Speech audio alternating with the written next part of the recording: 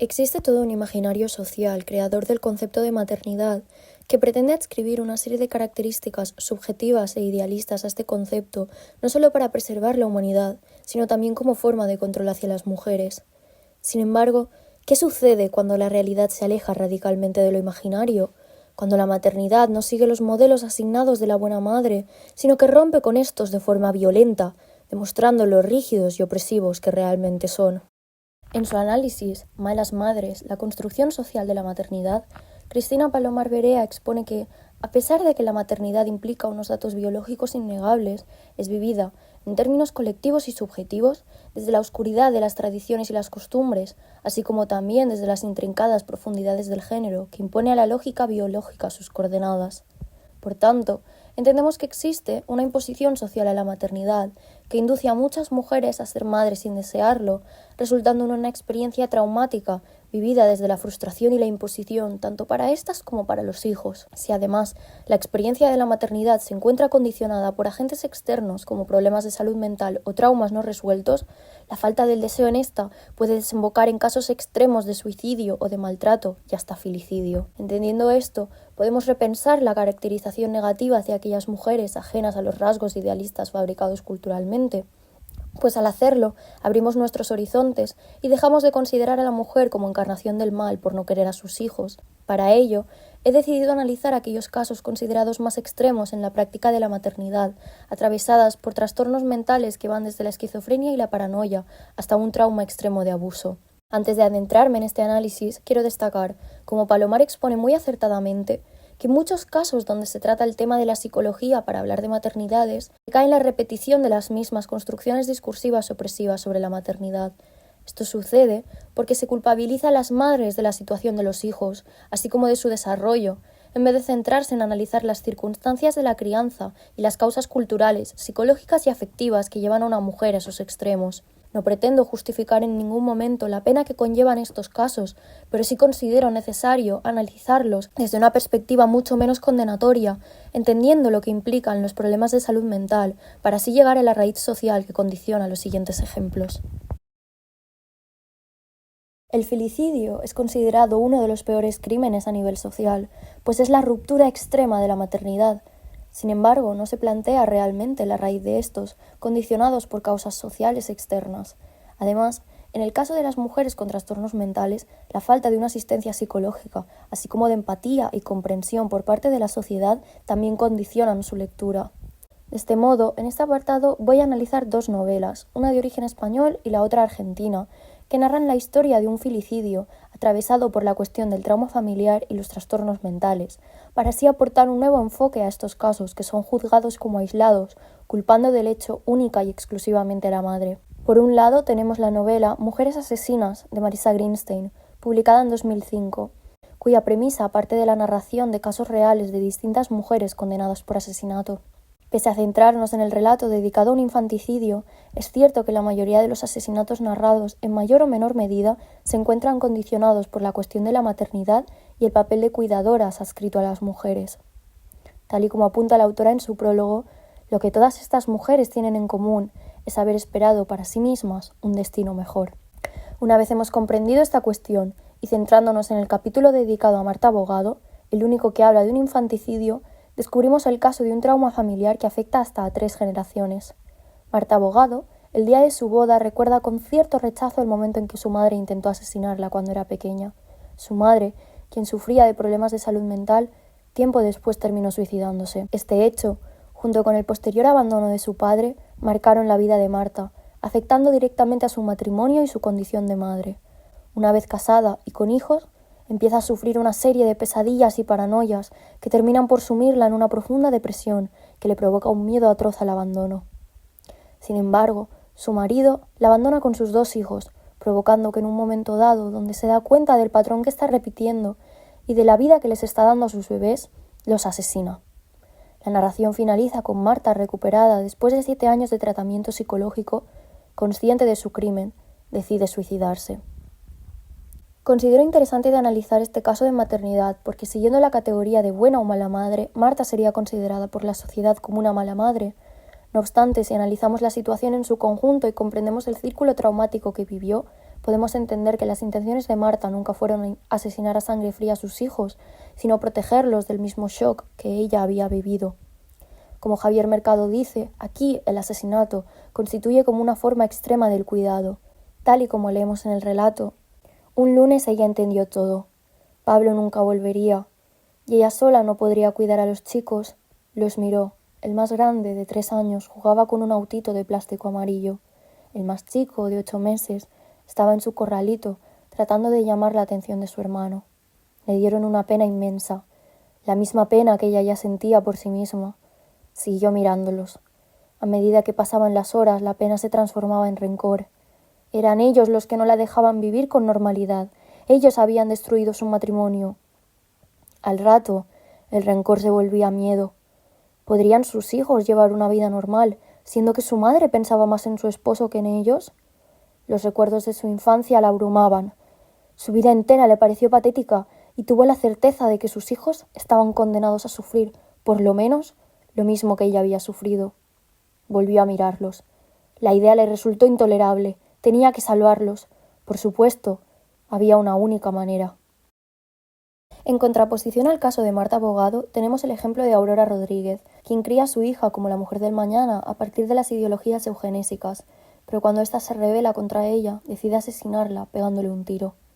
A pesar de las distintas versiones que se han ido fomentando, Aurora Rodríguez terminó su vida ingresada en un hospital psiquiátrico y Almudena Grandes, escritora española, en su obra La madre de Frankenstein, publicada en 2020, cuenta sus últimos años en un intento por mostrar la otra cara de una mujer socialmente acusada de psicópata asesina.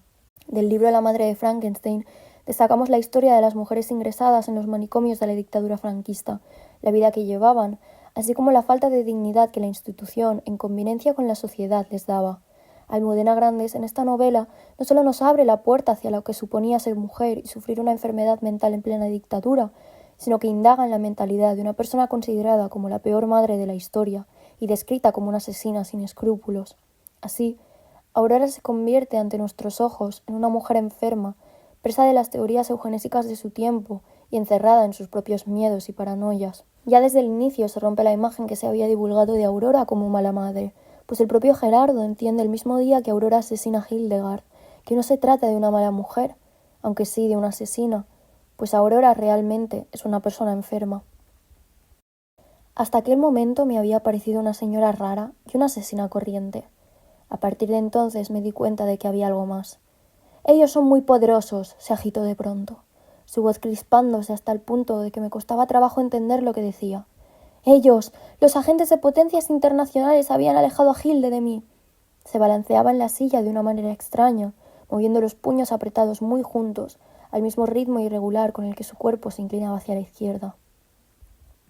Con esta nueva caracterización del personaje de Aurora, Almudena Grandes nos permite ver una faceta suya mucho más humana, que se aleja radicalmente del mito que el cine o la literatura ha ido construyendo, pues nos encontramos ante una señora mayor condenada a vivir con el tormento de su enfermedad, así como también la frustración que siente por no poder cumplir nunca su cometido, que al final está muy relacionado con la crianza. Cabe destacar el artículo de María Camila Torres Trueba, la madre de Frankenstein, una reflexión sobre la dignidad de las personas con enfermedades mentales, ya que analiza el tratamiento que se hace en la novela al tema de la salud mental, así como los derechos que merecen las personas con enfermedades mentales. De esta forma, nos encontramos ante dos mujeres trastornadas que deciden en última instancia acabar con la vida de sus hijos, una presa del delirio que le ha provocado el fanatismo exacerbado no tratado, la otra fruto de un trauma no resuelto que la sume en una depresión profunda. Por todas estas cosas, si entendemos a estas mujeres como víctimas de su enfermedad, nos será posible empatizar con ellas y, a pesar de condenar su crimen, buscar una manera de ayudar a todas aquellas que sufren por problemas de trastornos mentales y luchar por ofrecer un sistema de apoyo y ayuda psicológica digno para evitar que esos terribles crímenes se repitan. Los trastornos ocasionados por enfermedades mentales afectan no solo a quien los sufre, sino también a su entorno profesional y afectivo. En el caso de la familia, la crianza se dificulta. Por esa razón, nos adentraremos en la perspectiva infantil para analizar dos casos de maternidades opacadas por la paranoia y la depresión, con la intención de desentrañar las causas sociales de estos y así entenderlos en su conjunto, sin culpar única y exclusivamente a la madre. El primer caso es el que observamos en la serie La Mesías. serie de televisión española del 2023 dirigida por los Javis, que desarrolla el trauma del abandono infantil y la negligencia familiar. Empieza cuando Montse abandona el hogar de sus padres junto con sus 2 hijos, Irene y Enric. Estos desarrollarán con el tiempo diferentes traumas a causa de la precariedad y pobreza en la que viven durante su infancia, así como también la vida de adicciones y abusos a la que les expone su madre. Posteriormente, Montse se casa con Pep, un miembro del Opus Dei, quien a través de métodos abusivos y de sometimiento enfocará las frustraciones y problemas de su mujer hacia el fanatismo exacerbado, convenciéndola para que se muden a una casa alejada del mundo, donde criara 5 hijas nacidas de este enlace, cosa que llevará al extremo los delirios y paranoias de Montse. La Mesías es una representación de lo que una mala situación económica y la falta de una red de apoyo y asistencia puede provocar en una mujer con problemas psicológicos, afectando directamente a los miembros más pequeños del círculo familiar, que se ven obligados a vivir 2 realidades, su infancia y el mundo adulto tóxico de la madre. Así pues, nos encontramos ante un caso extremo de abandono y maltrato infantil. Sin embargo, entendemos que Montse al final es una persona que se vio con la responsabilidad de cuidar 2 niños sin realmente desearlo, hasta el punto de prostituirse para poder alimentarlos. Ella también vive una situación precaria y complicada que provoca un agravamiento en su estado emocional, afectando directamente a su trato con Enrique e Irene. Montse es una mujer trastornada por una mala vida, que ante la imposibilidad de escapar de esa terrible situación, enfoca todo su desequilibrio mental en la crianza de sus hijas, maltratándolas para llenar su vacío, alimentado por la figura de Pep. Por tanto, pese a que Montse es responsable de las condiciones de vida de sus hijas, la falta de apoyo social y económico lo es también. Retomando el segundo ejemplo, en este caso a través de la obra de Bea Lema, escritora española, quien recientemente publicó su primera novela gráfica, El cuerpo de Cristo. Aquí, a partir del relato autobiográfico, se narra la infancia de la autora, afectada por el estado mental de su madre. Esta novela, que trabaja la relación entre una madre con un trastorno esquizofrénico y su hija, explora no solo los traumas familiares y cómo estos se pueden traspasar de generación en generación, sino también el intercambio de roles entre la madre y la hija cuando se trata del cuidado del ser querido. De este modo, el tema de la salud mental se representa a través de la óptica infantil de Bea, sirviéndose de un estilo de dibujo mucho más simple y naif para representar los episodios más traumáticos de su infancia. Así, se nos permite entender la situación de la madre no desde la crítica por no poder cumplir con el modelo de buena madre, como sucede realmente en la Mesías, sino desde la comprensión y el afecto que siente su hija, que no duda en sacrificar su bienestar para poder darle el cuidado a su madre que nunca ha recibido. Es por eso por lo que la novela gráfica poco a poco va indagando más en la esquizofrenia de la madre, hasta el momento donde Bea descubre su diagnóstico y las causas de su trastorno, que no son más que las de un trauma familiar no resuelto. La madre, en cierta forma, igual que le pasa a Bea, tuvo que madurar en su infancia y asumir el cuidado de su familia, trabajando para mantener en plena dictadura a todos estos. El trauma de la madre de Bea viene por los abusos y maltratos constantes de su propio padre, pero también del no haber podido cumplir sus sueños de trabajar en la industria de la moda por culpa de tener que ocuparse del cuidado familiar. El cuerpo de Cristo es una obra que ayuda a entender mejor la maternidad a la sombra de la enfermedad y el vínculo que se conforma entre una madre y una hija, unidas por el lazo del cuidado. Encontramos mucha relación entre el cuerpo de Cristo y la Mesías por presentar la historia de una madre enferma con delirios y paranoias que palía a través del fanatismo exacerbado de la religión católica. De este modo, en ambos casos, los hijos se ven obligados a madurar a muy temprana edad, perdiendo la infancia y sufriendo una serie de traumas no resueltos que les afectan en su presente. No obstante, lo que diferencia una obra de la otra es la resolución de estos, pues en el cuerpo de Cristo, la madre recibe la asistencia psicológica y el apoyo familiar que necesitaba para poder sobrellevar su trastorno y curar su depresión. En el caso de la segunda sucede todo lo contrario, pues la madre, aislada de una asistencia psicológica digna, completamente desequilibrada y frustrada con su vida, maltrata y encierra a sus hijas en la casa, haciéndolas partícipes de sus paranoias. Si analizamos en su conjunto las 4 producciones, entendemos cómo de clave es un tratamiento psicológico, así como de comprensión por parte de la sociedad. En el caso de Marta Abogado y del cuerpo de Cristo, estas se ven abandonadas por su marido en plena crisis nerviosa, teniendo que hacerse cargo del cuidado de 2 hijos. En el caso de la madre de Frankenstein y la Mesías, vemos 2 mujeres sumidas en una depresión que las lleva a usar su maternidad como alimento de sus paranoias ante la falta de una red de apoyo segura. Asimismo, no es casualidad que en 3 de los 4 casos el padre abandone el nido familiar o delegue toda la tarea de crianza en la madre, pues esto era muy recurrente en los casos de mujeres con problemas psicológicos.